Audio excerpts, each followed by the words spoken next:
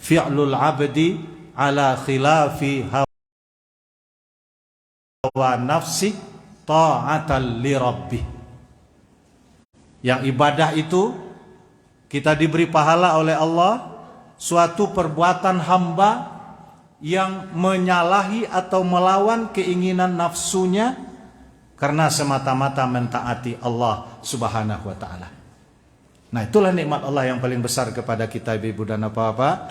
Selama kita bisa mengalahkan keinginan nafsu kita, maka di situ kita menang, dan di situ harus kita sadari tidak lepas dari rahmat dan nikmat Allah. Mudah-mudahan selalu kita seperti itu dalam semua kegiatan kita sampai akhir hayat, sampai akhir hidup kita ini, kita berdoa seperti itu. Amin ya rabbal alamin. Salawat dan salam kepada Nabi kita, Nabi Muhammad Rasulullah sallallahu alaihi wasallam.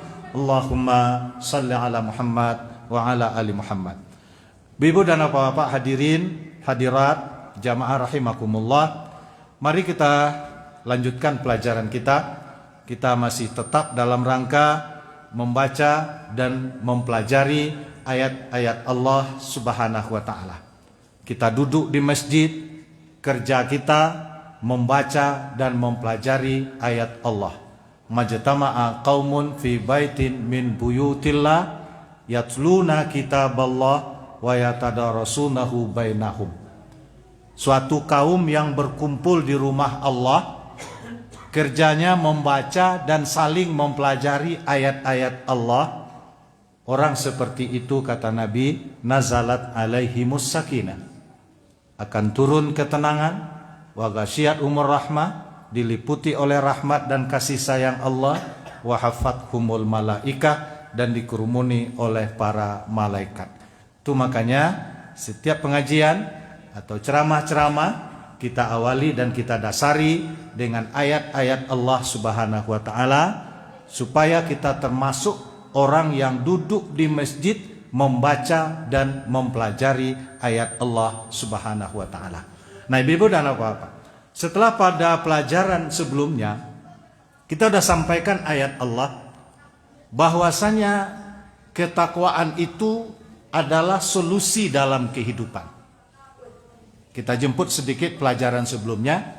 Kalau masih ingat bapak-bapak dan ibu-ibu, kita sudah baca ayat dulu, yaitu orang yang bertakwa kepada Allah yaj'al lahu makhraja. Allah berikan jalan keluar kepada orang itu. Berarti ketundukan dan kepatuhan kita kepada aturan Allah itu solusi di dalam kehidupan. Berbagai persoalan yang kita hadapi, persoalan kesehatan kah itu, persoalan ekonomi kah itu, persoalan pendidikan kah itu, persoalan hidup keseharian. Ketika kita mengalami persoalan itu, Allah memberikan janji, ada solusi diberikan Allah, yaitu ketika syaratnya dipenuhi. Di ayat itu disebut wa may yattaqillah, siapa yang bertakwa kepada Allah Subhanahu wa taala. Itu sudah kita baca ayat itu pada pelajaran kita sebelumnya.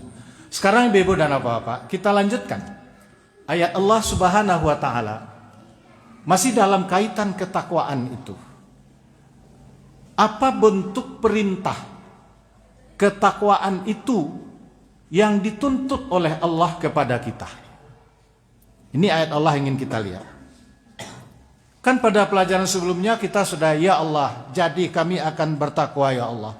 Kami akan patuh kepada ketentuan-Mu ya Allah. Nah, itu tekad kita setelah kita memahami ayat pada pelajaran sebelumnya. Nah, sekarang kita lihat lagi ayat Allah Subhanahu wa taala, bentuk perintah ketakwaan itu model apa? Nah, maka di antaranya kita lihat di dalam surah Ali Imran ayat yang ke-102. Ayat ini sudah hafal oleh kita semua. Bahkan di dalam khutbah ini dijadikan rukun Bapak dan Ibu dan sering dibaca oleh khatib. A'udzu billahi minasyaitonir rajim. Bismillahirrahmanirrahim. Ya ayyuhalladzina amanu taqullaha haqqa tuqatih wa la tamutunna illa wa antum muslimun. Wahai orang yang beriman, bertakwalah kepada Allah benar-benar bertakwa. Dan jangan kamu mati melainkan kamu itu dalam kondisi orang-orang Islam atau yang menyerahkan diri kepada Allah Subhanahu wa taala. Kita lihat perintah ketakwaan di ayat itu. Allah meminta haqqa tuqatih, ketakwaan yang benar-benar. Jadi ketundukan kepada Allah itu dalam bentuk yang benar-benar. Bagaimana bentuk yang benar-benar itu? Di sini ulama tafsir menjelaskan Bapak-bapak. Kita lihat misalnya Imam Ibnu Katsir rahimahullah di dalam tafsir beliau, tafsir Al-Qur'anil Azim, ketika beliau menjelaskan ayat ini, beliau menjelaskan riwayat dari Ibnu Mas'ud radhiyallahu an, ittaqullaha haqqa tuqatih, qala ayyuta'a fala yu'sa. Ketakwaan yang benar-benar itu ditaati Allah dan tidak didurhakai, tidak dilanggar perintah Allah. Yang kedua, wa ayyudhkara fala yunsa. Allah itu diingat dan tidak dilupakan. Yang ketiga, wa ayyushkara fala yukfara. Allah itu disyukuri dan tidak diingkari nikmat Allah Subhanahu wa taala. Begitu Imam Ibnu Katsir menafsirkan mengutip pendapat Ibnu Mas'ud. Jadi benar-benar Bapak dan Ibu, ketentuan Allah itu dibawa di dalam kehidupan. Ditaati, diingat selalu, kemudian disyukuri nikmat Allah yang diberikan kepada kita. Ujungnya betul ketaatan yang sempurna. Jadi tidak sekedar perintah, tetapi betul-betul ketakwaan itu dituntut benar-benar dari kita. Itu dalam penafsiran. Di dalam hadis, Ibu dan apa-apa, diperjelas oleh Nabi. Nah, ini Nabi untuk memberikan pengertiannya. Bapak Ibu lihat nanti dalam riwayat Imam At-Tirmizi juga diingatkan oleh Nabi sallallahu alaihi wasallam kapan seseorang itu disebut bertakwa. Kalau di ayat kan benar-benar tadi Allah betul-betul ditaati, tidak pernah diingkari, tidak pernah didurhakai. Nikmat Allah selalu disyukuri. Kemudian Allah selalu diingat, apapun pekerjaan kita, dimanapun kita berada, ketentuan dan ajaran Allah itu harus diperhatikan. Itu dalam menafsirkan haqqa tuqatih, takwa yang benar-benar. Kemudian di hadis, Ibu dan apa-apa, mari kita lihat. Apa kata Nabi dalam hadis? Kata beliau, qala Rasulullah sallallahu alaihi wasallam, dari Atiyah bin Urwah As-Sa'di, kata sahabat itu, Nabi bersabda, la yablughul 'abdu ayyakuna minal muttaqin hatta yada'a ma la ba'sa bihi hadaram mimma bihi ba'sun. Ini kita urut dulu dari penafsiran ulama, dari ayat haqqa tuqatih, takwa yang benar-benar itu, kemudian kita lihat dari Nabi. Nah, dari Nabi ini dijelaskan, la yablughul 'abdu ayyakuna minal muttaqin, tidak akan sampai kita ini, saya ini, ke derajat orang yang bertakwa sebelum dia meninggalkan, kata Nabi, apa yang tidak mengapa dikhawatiri nanti akan jadi mengapa. Ini jauh galiannya dari Nabi, Bapak-bapak. Jadi orang yang bertakwa itu, yang benar-benar bertakwa menurut Nabi itu, yang ditinggalkannya bukan yang haram. Yang ditinggalkan bukan yang dilarang. Tetapi Bapak-bapak, sesuatu yang boleh, ini boleh. Tetapi kalau yang boleh ini jangan-jangan, ini bahasa kita, jangan-jangan nanti bermasalah. Ketika ada jangan-jangan itu di dalam hati, maka itu ditinggalkan. Hadaram mimma bihi ba'sun. Dikhawatiri nanti kalau dia menjadi mengapa. Nah, kan sangat sayatnya itu Bapak Ibu sangat halus. Ibarat menyayat, jadi Nabi itu halus sayatnya dan sangat dalam. Jadi orang yang bertakwa tidak hanya meninggalkan yang haram tapi yang boleh. Katakan ini boleh. Tapi kalau nanti berkata hati kita, jangan-jangan ini tidak halal orang nanti. Nah, kalau itu ragu, ya udah, tinggalkan. Itu makna dia tinggalkan yang tidak mengapa, ayada. Dia tinggalkan yang boleh karena memang dia khawatir kalau itu menjadi mengapa. Hatta yada'a ma la ba'sa bihi hadaram mimma bihi ba'sun. Dia tinggalkan yang tidak mengapa kalau dikhawatiri nanti menjadi mengapa. Nah, coba kita bawa ke dalam kehidupan kita, Bapak dan Ibu. Ibu, Bapak tentu sudah mengamalkan ini. Contoh yang kecil-kecil kan kita tahu. Mungkin memakai sandal, mungkin pakai payung itu misalnya. Mungkin biasa saja pakai sandal di luar. Tapi ada mungkin Bapak Ibu berkata, jangan-jangan orang ini tidak boleh dia sandalnya basah.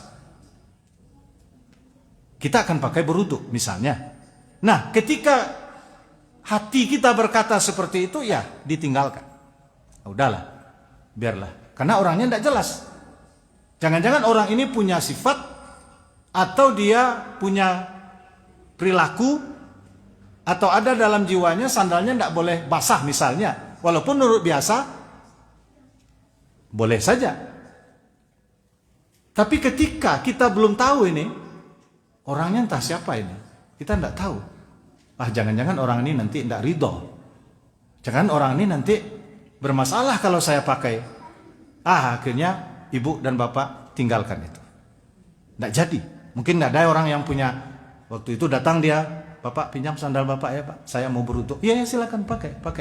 Nah itu kan aman, jelas halalnya. Daripada yang pertama tadi orangnya tidak jelas, sementara hati kita berkata.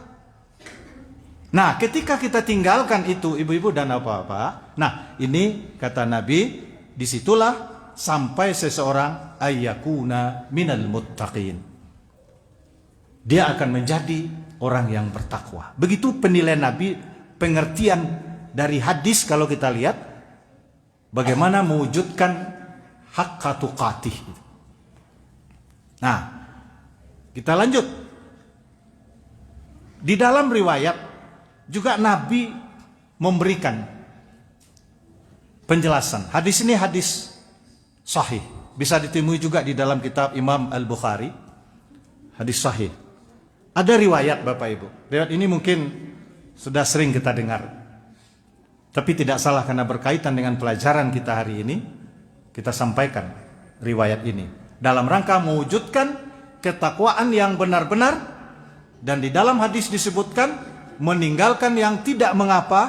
Kalau yang mengapa ini dikira nanti akan menimbulkan masalah. Tinggalkan. Nah apa contohnya? Nah kan kita ingin lihat contoh. Di dalam riwayat dari Abi Hurairah radhiyallahu an, qala Abi Hurairah radhiyallahu an, semoga Allah meridha beliau berkata, qala Nabi sallallahu alaihi wasallam, Nabi bersabda kata Abi Hurairah, istara rajulun min rajulin aqaran lahu. Ada dulu kata Nabi, seseorang membeli tanah kepada saudaranya yang lain. Fawajada ar-rajulu alladhi ishtara al-aqara fi aqarihi jarratan fiha zahabun. Setelah dibeli tanah ini, orang yang membeli ini kata Nabi memperoleh di dalam tanah yang sudah dibelinya itu ada sekarung kecil pundi yang isinya emas. Luar biasa tuh biaya atau harganya. Masa dulu lagi Bapak dan Ibu. Emas 1 karung kecil. Coba bayangkan oleh ibu dan bapak. Kita udah beli tanah, lalu ada di dalam itu 1 karung kecil emas. Padahal kita sudah akad ini. Kita sudah jual beli. Ketika kita akan membangun atau menggali tanah itu untuk keperluan, rupanya ada emas 1 karung kecil. Dapat oleh si pembeli ini. Nah, coba Bapak Ibu, berhenti kita sejenak di situ. Kalau kita bawa ke diri kita, kita sudah beli tanah, lalu waktu mengolah tanah ini dapat emas 1 karung kecil. Bagaimana Ibu? Rezeki ya. Nah, kita kan sering aja, kalau ada sesuatu yang menguntungkan kita, aku rezeki. Kan gitu. Ini rezeki ini. Padahal kalau kita lihat penafsiran, pemahaman ulama rezeki itu Bapak Ibu, ar-rizku itu, karena bahasa Arab itu, rizku itu sebenarnya yang didapat sesuai dengan jalur hukum. Jadi kalau yang haram tidak bisa disebut itu rezeki. Ata'ullah al-jari fil hukmi. Pemberian Allah yang memang berlaku sesuai dengan ketentuan. Bapak Ibu bekerja lalu dapat gaji kita, itu kan dalam ketentuan, itu baru disebut rezeki.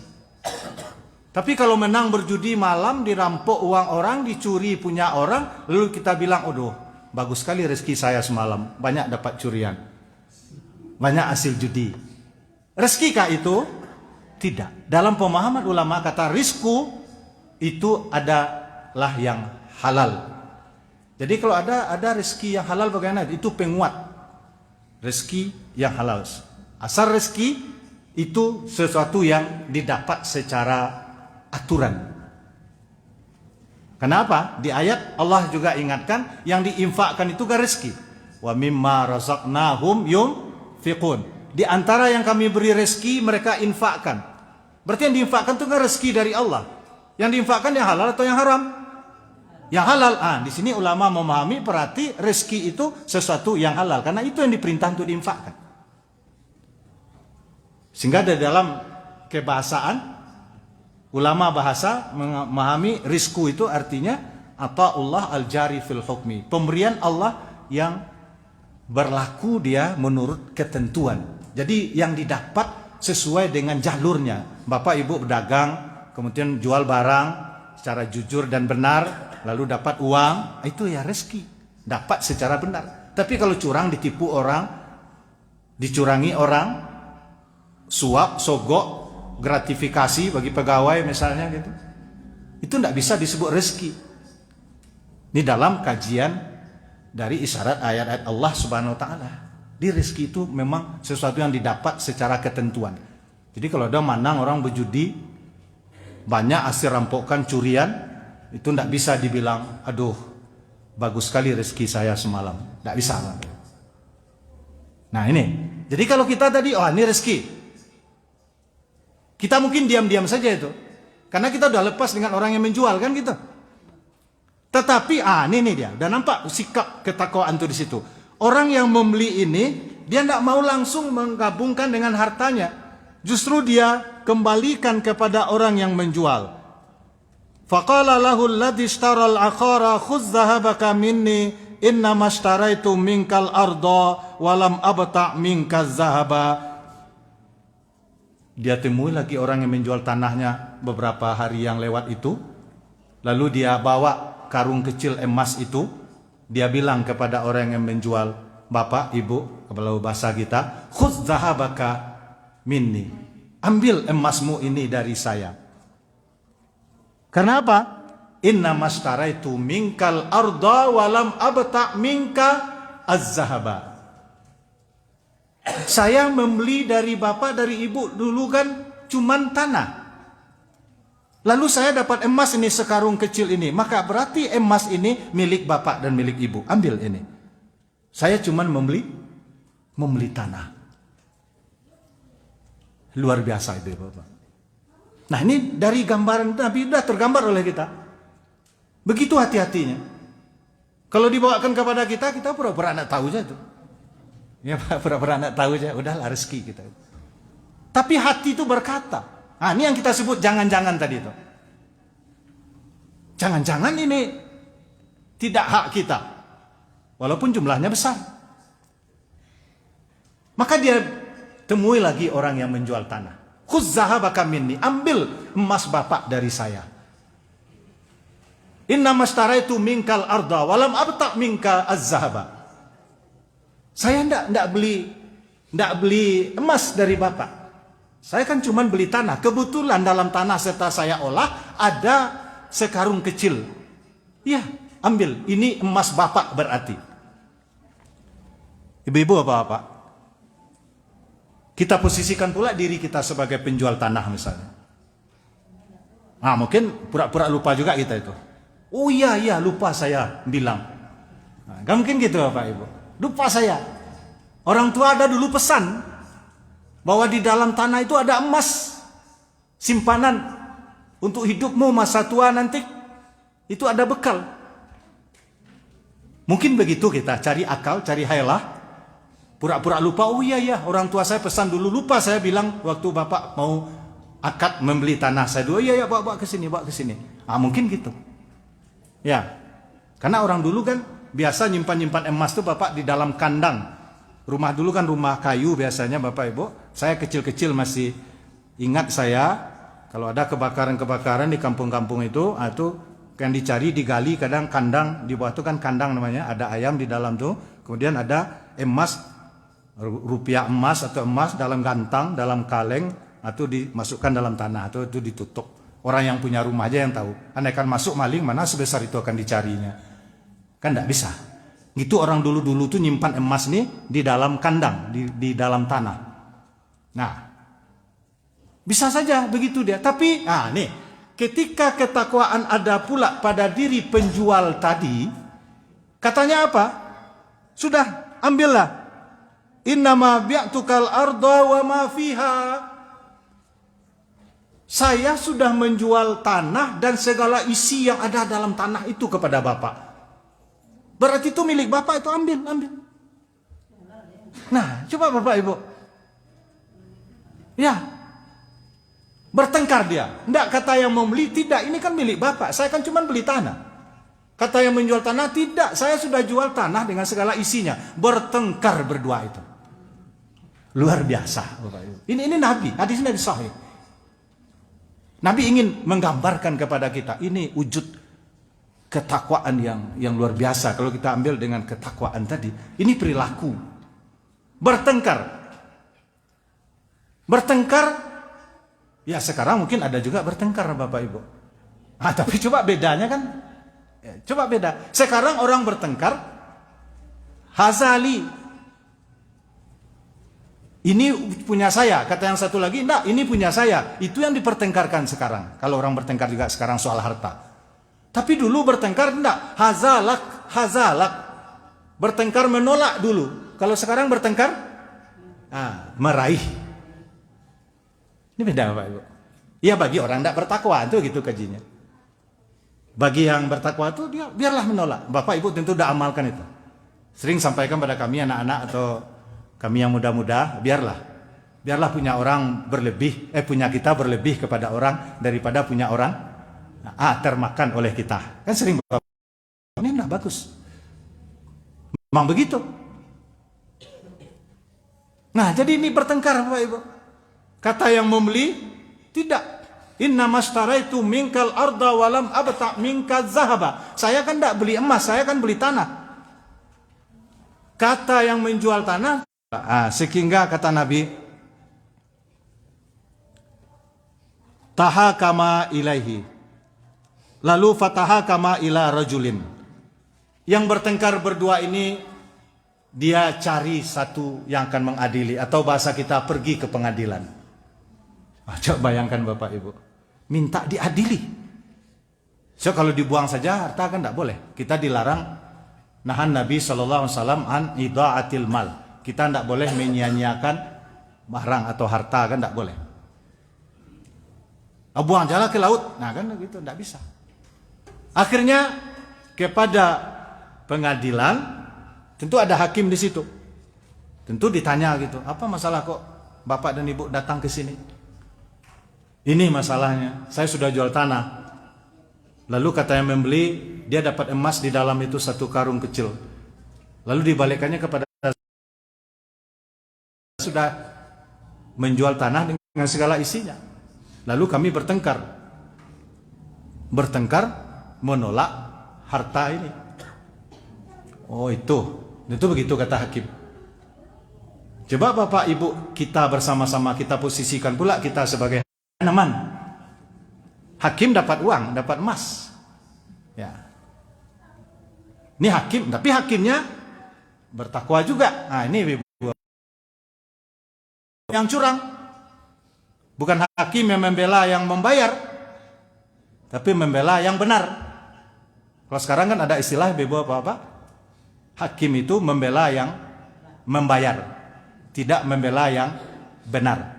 Itu hakim yang curang tentunya. Itu harapan. Makanya suap menyuap, sogok menyogok itu sangat rentan. Kalau tidak ada ketakwaan itu di soal, di perkara hukum, di pengadilan itu sangat rentan. Makanya ini gambaran dari Nabi, sifat orang yang negara aja nih Pak ya, tinggalkan aja di sini, milik kami ini. Biarlah kami aja hakim yang membagi kepada yang berhak. Bisa saja begitu.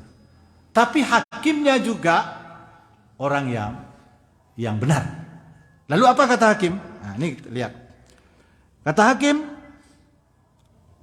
kalau itu persoalannya ditanya kepada yang satu orang. Alaku faqala ahaduhum li ghulamun. Kata yang satu, ya, saya ada punya anak laki-laki. Dalam riwayat dijelaskan huwallazi ishtara al-aqara, berarti si pembeli. Jadi si pembeli ini dalam sejarah syarah atau penjelasan hadis ini diungkapkan oleh ulama. Siapa yang mengatakan yang punya anak laki-laki? Katanya yang membeli. Nah, jadi yang membeli katanya saya membeli tanah. Iya. Bapak punya anak? Iya. Apa anak bapak? Saya punya anak laki-laki. Baik. Kalau begitu yang menjual tanah lagi ditanya. Apakah juga punya yang membeli mengatakan punya anak laki-laki, yang menjual punya anak perempuan? Nah, kira-kira putusan hakim sudah tergambar oleh kita. Bagaimana, Bu? Iya, nah laki-laki ini sekarang begini saja kata hakim. Ankihul ghulamal jariyata wa anfiqu ala anfusihima minhu wa tasaddaqa. Nah, gitu aja. Sekarang karena bapak tadi yang membeli mengatakan ada anak dalam riwayat itu enggak, tinggal sekian persen untuk saya biaya pengadilan. Enggak ada. Dalam riwayat enggak ada, ya bawa semua penuh. Karena hakim itu memang tugasnya begitu. Enggak ada, dia harus dapat dari yang lain dalam tugas itu kan itu. Karena orang ingin cari sudahlah tugasnya kewajibannya itu. Nah, itu ingin pula dapat dari orang. Kan itu namanya sekarang gratifikasi, Bapak Ibu nak. Ya. Sudah itu. Memang untuk itu dia digaji. Tapi dapat pula yang lain atau diupayakan meminta kepada orang, apakah itu bawahan, apakah itu orang lain, diupayakan supaya orang store kepada dia. Itu terjadi gini, Bu. Kita sudah masuk enggak kita kepada ketakwaan yang benar itu sehingga akan mendatangkan solusi. Nah, ini kaitan kita dengan pelajaran sebelumnya, sehingga dalam hidup ini kita akan selalu mendapat solusi-solusi dari Allah Subhanahu wa taala. Tapi kalau kita masih curang itu, ingin mengharapkan yang lain, ingin dapat ini, dapat itu, padahal itu tugas. Nah, itu kan gratifikasi kalau bahasa sekarang, bahasa di pemerintah kita Indonesia, gratifikasi. Kalau di hadis kan jelas itu. Tidak boleh. Kadang-kadang sengaja minta kepada anak buah, diusahakan anak buah ini mencari dana yang banyak untuk kita. Halal haram tidak penting, yang penting kamu carikan uang, kamu store. Kalau ada seperti itu terjadi, inilah bagaimana keberkahan hidup. Bagaimana solusi dari persoalan hidup akan diberikan. Sudah kami kasih gaji, itu ngambil pula lagi yang lain. Maka itulah yang namanya korupsi itu, kata Nabi. Kan jelas hadis Nabi, Ibu Bapak. Nah, kadang orang yang tidak bertakwa itu, inilah yang cari terus. Dicari peluang-peluang. Jangankan yang tidak mengapa yang dia tinggalkan, yang haram pun dihantam. Ini yang jauh dari sifat yang dicontohkan oleh Nabi ini. Nah, jadi ibu dan apa-apa, kiranya pas yang kita sampaikan pada hari ini. Kita baca ayatnya, kita lihat penafsiran dari ulama tafsir, kita lihat pemahaman dari Nabi, kemudian kita lihat contoh dari hadis Nabi juga. Sekarang tinggal kita bawa di dalam kehidupan kita. Kalau diri kita sudah termasuk ke dalam orang yang yada'a mala ba'sa bihi, meninggalkan yang tidak mengapa, hadaram mimma bihi ba'sun, karena khawatir kalau dia menjadi mengapa, maka di situ kita sudah termasuk minal muttaqin, orang yang bertakwa. Nah, kalau orang bertakwa, kita hubungkan dengan ayat dan pelajaran kita sebelumnya, berarti sudah berhak kita menerima janji Allah akan dapat solusi di dalam segala persoalan kehidupan. Tapi kalau sebaliknya yang kita lakukan, kita sudah sampaikan pelajaran sebelumnya, orang yang tidak bertakwa justru waqa'a fis syada'id wal asar wal aghlal allati la yaqdiru ala takhallusi minha. Masih ingat Bapak Ibu penafsiran dari Imam As-Sa'di terhadap ayat yang kita baca sebelumnya? Ketika tidak bertakwa, man lam yattaqillah, orang yang tidak patuh kepada aturan Allah itu waqa'a fis syada'id, dia tercampak ke dalam kesulitan yang amat dahsyat. Wal asar, beban-beban berat yang menghimpit. Wal aghlal, belenggu-belenggu yang melilit, allati la yaqdiru ala takhallusi minha, yang tidak mampu dia lagi untuk lepas dari itu. Takut kita ibu-ibu apa-apa kalau itu terjadi pada kita, pada kehidupan kita saat ini. Ketika aturan Allah diingkari, ketika ajaran Allah ditinggalkan, apalagi dimusuhi ajaran Allah, solusi apa yang akan diberikan Allah? Justru sebaliknya akan diberikan Allah. Himpitan-himpitan beban mengikat kehidupan kita. Semakin sulit kita lepas, makin hari makin terjepit, akhirnya sampai di satu sudut, satu titik. Barangkali disitulah kita terjepit yang tidak bisa at-takhallus minha, tidak bisa lepas dari situ. Takut kita Bapak Ibu kalau itu terjadi dalam benar-benarlah mengamalkan ajaran Islam. Jadi ajaran Islam yang dituntut di sini, karena yang takwa itu ajaran Islam. Ya. Memang ajaran Islam. Walaupun sekarang ada berusaha untuk mengaburkan semua agama itu benar di mata Allah, kan sering Bapak Ibu ada pula sekarang begitu. Ya. Padahal di dalam ajaran kita agama Islam, innad dina indallah al-Islam. Sesungguhnya agama di sisi Allah adalah Islam. Itu kan jelas ayat Al-Quran itu. Jadi kalau ada pendapat sekarang agama itu sama aja, sama benar di mata Allah, ini kan perlu kita dudukkan masalah itu Bapak Ibu. Kita perlu berhati-hati. Apalagi kalau ada ajaran Islam semakin dijauhkan, orang yang mengamalkan ajaran Islam, berarti kan orang bertakwa itu, atau dianggap orang ekstrim, orang radikal.